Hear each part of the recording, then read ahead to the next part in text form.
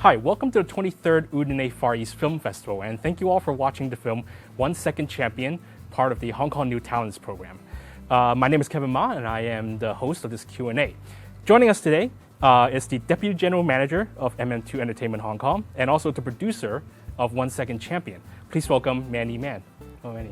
Hello。 OK， 咁我哋開始啦。好啊。我諗我哋嘅觀眾或者喺行外嘅人可能唔係好熟悉一個監製做咩。當然我哋行內都知道呢個監製幾重要啦嚇。咁但係可唔可以介紹下或者講下一個監製係一個製作其實係做啲咩嘅？會唔會冇人想聽㗎？應該想聽嘅。我覺得其實行內都有好多種監製嘅，佢哋可以係做好多嘢或者唔做嘢都得嘅。咁我自己對於監製嘅工作係我嘅目標係盡量揀啱嘅人做啱嘅事情咯。因為其實一部電影涵括嘅範疇好廣泛，冇可能所有嘢自己親自落手。咁尤其是可能揀導演都係其中一部分啦。咁就希望主要就係揾到一個即係嗰個崗位適合嘅人，去適合呢部電影個質地嘅人去做嗰個崗位嘅嘢。咁呢個係其中一部分咯。咁其他亦都當然有林林總總嘅，就係financing嘅嘢啦，同投資者嘅 pitching 啦，甚至乎可能係個故事嘅市場導向啦，到發行啦，林林總總其他嘅嘢。咁但係對於我 overall 嚟講啦，即係其實都係要揾翻相對嘅人去做相對嘅嘢。咁 MM2 呢個公司都最近都有好多本地嘅電影，即係今年淨係呢個 program 已經有2套啦，有《濁水漂流》啦，同埋呢個《一秒拳王》啦。嚟緊好似 Focus Asia 都有另外一套第3個 project 啦。咁MM2 係咪一個特登係想揾新晉導演啦，定係咁啱個 project 啱你哋而咁樣去做咧？一直以嚟可能喺一個起點嘅時候，我遇到嘅都係新晉導演比較多，因為即係當其時第一間新公司啦，而家我哋都係咁，所以我都覺得自己係一個新人啦，咁所以令到嗰件事大家相吸嘅都成為一班好似新嘅組合咁樣。咁但係嚟緊我都好想可以同一啲資深嘅導演合作，咁希望嚟緊會咯。咁講翻呢一個 project， 因為你同阿趙導演之前都喺呢個舊姜清道夫合作過啦。咁點解你哋會喺呢套戲再合作過咧？即係其實係佢揾你啊，定係你自己聽到呢個 project 想去參與啊，定係點咧？我冇諗過會唔同佢再合作喎，其實因為我哋兩個都識於微時，大家都係一間公司入邊嘅編劇，好耐以前。咁當時佢亦都唔係一個導演，亦都唔係一個監製。同另一個舊姜清道夫嘅導演都係啦，阿 Anthony， 我哋3個都係編劇出身。咁當其實大家一個一無所有嘅狀態去展開第一部電影。咁所以往後舊姜清道夫完咗之後，其實我一直都會覺得我冇諗過會唔同佢哋合作咯，因為一定當你去到某個位嘅時候，一定會揀翻當其時會，就算你一無所有都會相信你嘅人，我會繼續 keep 住咁樣去同佢哋合作咯。咁呢一個 project 有啲乜嘢？你自己最中意係乜嘢嘅邊一部分咧？或者最中意係咩咧？最吸引到你係咩咧？好耐之前聽《一秒拳王》嘅 concept 嘅時候咧，其實到我哋而家個成品出嚟都相差好遠嘅。咁唯一不變咧就係1秒呢個超能力。咁我一聽到就覺得好有趣嘅就係呢個人有超能力，即係平時我哋會覺得係一個幾 superhero 嘅嘢嚟嘅喎，好正喎。但係個超能力又得個1秒喎，嗰下嘅落差，即係一聽個 pitching 嘅時候就覺得哇好大啊！即係你就係講呢件事，我有超能力，但係得1秒嘅啫。咁我已經覺得呢個 concept 好吸引咯。咁然之後再到後來其他編劇嘅加入啦，同導演一齊去發展成一個拳擊嘅故事，一路走來就再演變成為一個其實係一個好熱血、好 meaningful 嘅電影。咁呢套戲除咗講拳擊，即係一套 sports 嘅電影啦，仲係一套 fantasy 嘅電影啦。咁個製作嗰方面嘅最大嘅困難係咩咧？每部電影咧都一定係有佢嘅林林總總嘅嘢㗎啦。咁2019年都有啦，逐水漂流都有面對過啦。咁如果我 focus 係一秒拳王當其時面對嘅嘢咧，我覺得好擔心拳擊嘅部分，演員又係導演又係演員，咁所以恒仔呢個角色啦，周國賢嘅角色啦，佢哋係咪真係 well trained 可以去見得人？呢個係我最緊張嘅一部分咯，喺拍攝前夕。咁好慶幸到最後佢哋都好快咁樣密集式嘅地獄訓練，去記晒所有嘅拳法，去不斷每日咁去健身室。我一直對我嚟講，我最擔心嘅就係呢一 part。到去到製作嘅時候，亦都係大家好擔心打拳嘅部分，會唔會OT 啦、overrun 啦，會唔會受傷啦？咁多少少，我哋最後我哋都面對咗呢啲問題嘅。咁但係都最後解決咗啦。咁佢哋 box， 因為阿導演講到 training 嗰陣，佢都講得好興奮。你自己有冇嘗試 train 埋一份？有冇試下？喺好早期咧，就係因為我擔心呢一 part，咁所以我就好早去探佢哋啦。咁我本身我成日都話，等我都好想去參與先。咁但係喺我第一次 visit 佢哋嗰個健身室嘅 training 嘅時候咧，我就覺得我唔可以同佢哋喺埋一齊。我覺得因為我見到嗰個情況就係你哋太慢啦，你太開心啦，你哋兩個。你而家仲好似北潭涌度假營咁樣樣，你哋要快啲加把勁。咁所以我第一次探完佢哋之後，我就一個好唔開心嘅樣。我話咁樣真係唔得㗎啦。咁然之後我好失望咁樣樣去離場。咁然之後往後佢哋，然之後我就派咗我嘅同事過去。你每一次佢 training 嘅時候，你拍低佢哋，你攞部 cam 對住佢哋，拍住佢個練習嘅過程，然之後翻嚟俾我睇。咁但係往後咧就又突然間佢哋又變得好犀利，咁所以我係冇參與佢哋嘅訓練過程。雖然我好想，但係做唔到。我仲啱啱想問，想唔想示範下一個錘仔 push up 現場？要導演先得啊！嗰佢自己都話佢好似做唔到而家。佢而家應該唔得啦。咁導導演同你講嗰陣，即係佢話佢想除咗導演之外，除咗編劇之外，除咗唱埋主題曲之外，佢想做埋演員，即係第二男主角。你嗰陣時聽到你覺得點咧？頭痛咯，一個人係咪真係做到咁多嘢㗎？咁就要拒絕佢先啦，因為要啲嘢得來不易啊嘛。咁佢不斷 request，我不斷拒絕。咁好幾次翻來覆去之後，咁好啦，你做。咁但係你一定要做得好好，你先至即係你唔好衰俾人睇，你一定要做得好好咯。如果唔係，你就兩頭唔到岸㗎啦咁樣樣。咁最終其實喺呢件事上，我都真係幾欣賞阿趙善恒，因為佢喺佢訓練嘅時候，其實我睇到佢個身形咧係真係 keep 得我眼中啦，係 keep 得最好嗰個。到拍攝現場，佢係真係不斷戒晒佢嘅飲食習慣啦，然之後佢真係好快咁樣樣咧，係 play 好多個 role 喺 mon 壇前 as 一個導演，然之後到佢戲份嘅時候就衝出去入鏡 on set 就做翻一個演員，來回兩邊跑到作主題曲啦。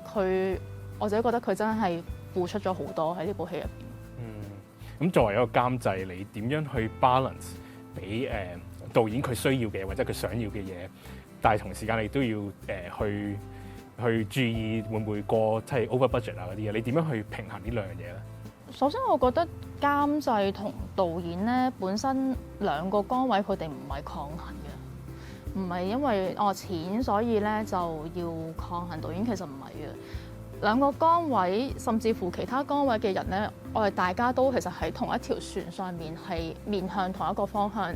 點樣喺有限嘅資源入邊令部戲做得更好？咁所以好早我哋都同導演去傾，我哋啲資源應該要重點擺喺邊一啲位。當嗰啲資源放咗嗰個位嗰度，導演你就盡情去拍咯。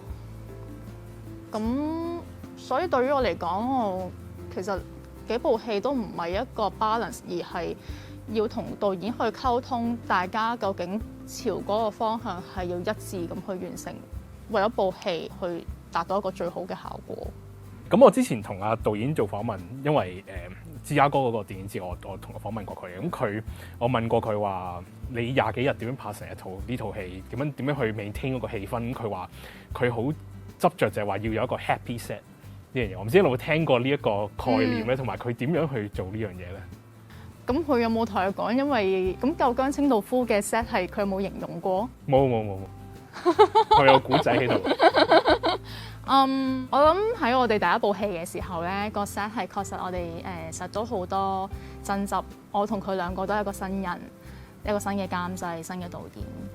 咁去到一秒拳王，其實好早我哋就襟定就係我哋唔會再好似舊姜清道夫咁樣樣噶啦，因為我哋都長大咗啦。反而我哋兩個去面向個團隊嘅時候，我有時會發現，當然喺唔同 team 之間係會有摩擦，但係其實嗰一樣嘢，只要係釐清我哋嗰個摩擦係為咗啲咩先，我哋係想令到部電影去 reach 到某一個 standard， 係超越我哋呢個年資嘅一個 standard 啊嘛。咁其實方向係一致嘅喎。咁喺呢部戲嘅拍攝過程入邊，我哋真係冇發過脾氣。導演佢就算自己又要做演員，又要喺導演個 mon 前面嘅時候，佢都好 calm。喺就算可能時間唔夠，佢盡快去同執行導演去溝通，點樣去即時去解決個問題，而唔係冇需要去 blame on 邊一個 team。咁係真係 which 係一個幾開心嘅合作嚟嘅。咁喺片場嗰陣，你自己係擔演咗咩角色咧？係一個不斷想喺自己揀嘅人入邊，去令到佢哋除咗 reach 到佢哋能力嘅 standard 之外，甚至乎係突破某一個界限咯。咁所以我未必會喺現場度同大家傾偈，去玩得好開心。呢個我自己好少未必會做嘅，真係。但係嗰樣嘢就不斷喺現場，我想睇到嘅就係、大家係咪爭分奪秒咁樣做到自己能力以內最好嘅一個地步。咁呢個係我自己嘅係 on set 去不斷 monitor 每個部門嘅嘢。咁我呢個問題咧就有個 happy ending 嘅，就係因為套戲最尾票房都好成功啦。咁但係個發行都有時坐過山車，可唔可以講下呢一個過程咧？套戲係啊，真係坐過山車咁樣嘅。即係由舊年我諗9月、10月開始講翻嚟。本身咧就諗住12月頭上畫嘅，咁所以11月就開始做宣傳啦，做優先場。咁口碑非常之好，咁就喺我12月3號上畫前2日咧，政府就話嚟緊我哋決定閂戲院啦。咁我得2日，我諗住我明明仲有2日我就可以上噶咯喎，咁點知閂咗，咁然之後好唔開心啦，好唔開心。Facebook 亦都出咗一啲 announcement 啦，咁但係其實當下咧12月1號我哋係有優先場嘅。咁亦都估唔到，就係觀眾喺閂戲院前夕就將我哋嘅優先場咧係做到 full house 咯。咁然之後嗰一日就即時都衝入戲院，多謝大家。然之後就暫別戲院一段時間。咁然之後就等到下一次戲院嘅開門。咁所以我好記得嗰一日就係知道戲院唔開嗰下係我真係好失落嘅，覺得點解我爭2日你都唔俾埋我啊？咁然之後到觀眾見到佢哋喺個優先場入邊令到 full house 咧，嗰下又覺得好振作咯，件事令我。咁之後翻嚟嗰陣，你係咪重新再做嗰件事啊？即係咪要落 double 嘅 effort 去再 market 呢套戲咧？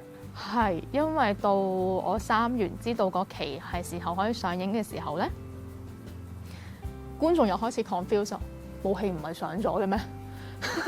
部戲好似上年上咗嘅喎，咁我話唔係未上㗎，而家咁又要不斷去諗辦法去 adjust 大家嗰個腦嗰個 memory。我部戲12月上嘅咧係一啲優先場，正式場咧係而家上畫，咁所以咧喺我3月11號上畫嗰陣咧，我自己覺得個票房係一般嘅，咁然之後問翻身邊嘅人就係話，我真係以為你上咗咧，咁樣嘅一個落差。所以我覺得今年有濁水同埋音樂拳王之後，我諗 MM2 會香港電影係一個即係大家會記得嘅公司啦。咁你做呢兩部戲，今年呢兩部戲有冇啲咩嘢學到啲乜嘢嘅一啲新嘅嘢可以帶去你之後嘅一啲經驗啊？因為呢兩部戲咧，正係亦都好刻意安排係唔同 texture 嘅電影嚟嘅。一秒拳王係一個好開心好 commercial， 亦都附有一個 meaning 一個 message 嘅一個電影，可以話相對係比較直接啲嘅。濁水漂流嗰邊咧，我都好希望每年有一部係一個呢種類型嘅電影啦。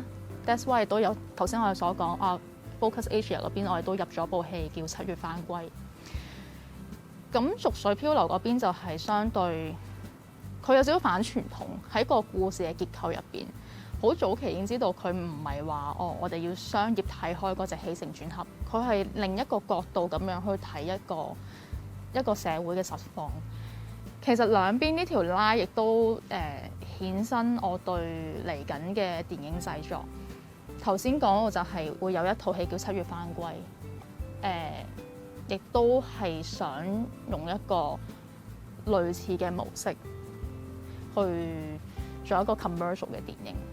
而喺濁水漂流嗰邊，我亦都覺得呢個電影唔可以喺香港度抹殺，因為雖然我未知道佢個票房會點樣樣，但係本身其實亦都會見到個市場佢係需要呢種百花齊放嘅局面。咁亦都 that's why 亦都會嚟緊下一部會有個新嘅電影叫做《窄路微塵》，亦都係想講翻個社會嘅一個實況。死啦！我唔知可唔可以越講越多，越講越遠。你問我啦，不如。喂，OK， 如果作為一個 distributor 同埋一個 producer， 你點睇香港電影嚟緊呢幾年會點咧？你覺得？我真係想講我對於個唔知點 cut 可以 cut 咗佢啦，但係而家會化療緊嘅癌症病人嚟嘅喎，係香港電影係化療中喎。你覺得你問我係嚟緊香港電影嗰個走向？可以咁話啦，嚟緊呢幾年個走向係咯。當然我即係好多人已經講就話香港電影而家有兩個行業咁噶嘛，即係一半係拍大片、拍片、大片，另外一半就係拍本地電影，就會拍細啲 budget 嘅。咁會唔會繼續話係走呢兩條線啦？即係話咁樣呢樣嘢咁樣係會點樣影響到香港電影嘅環境咧？有可能咧，喺個市場上面，大家會拍翻多少少細 scale focus 喺香港嘅電影嘅。但係我記得曾經有答過個問題，就係咁係咪即係大家嚟緊就要拍呢個 scale 就會成功，又或者合拍片嘅成功機率高少少咧？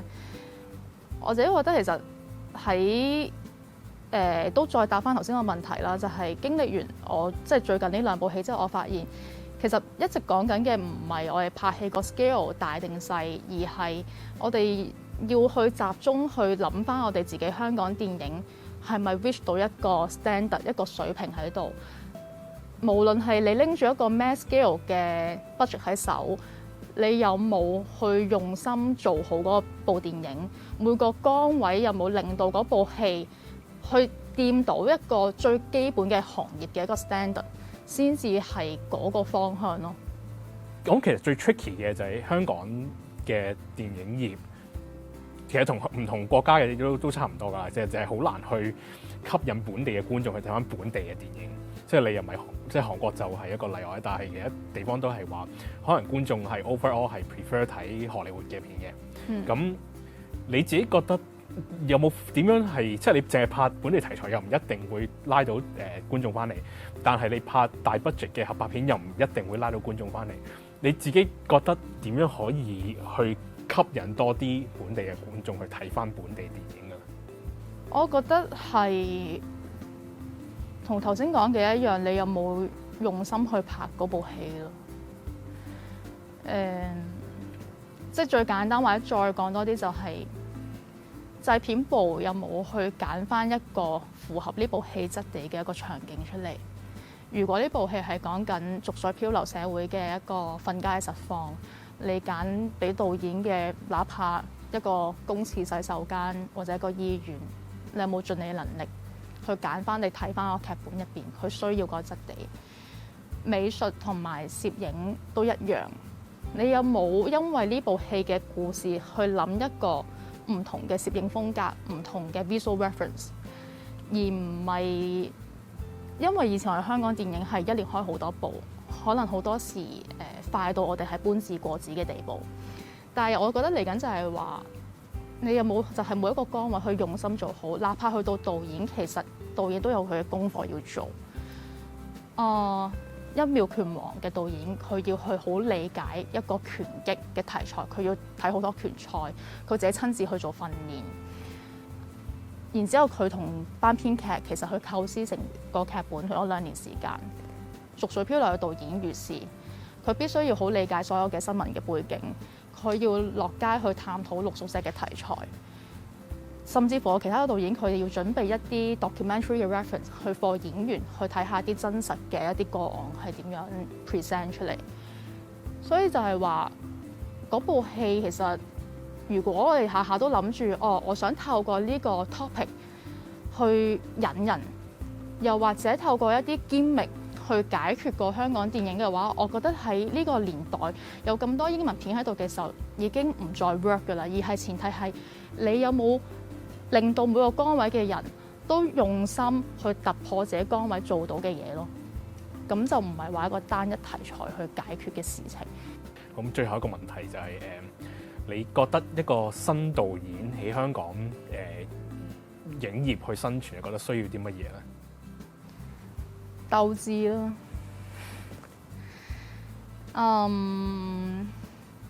坦白講，我哋而家確實唔係一個以前百花齊放、紙醉金迷嘅年代嚟嘅。而家唔係，但係唔代表嚟緊唔會再係。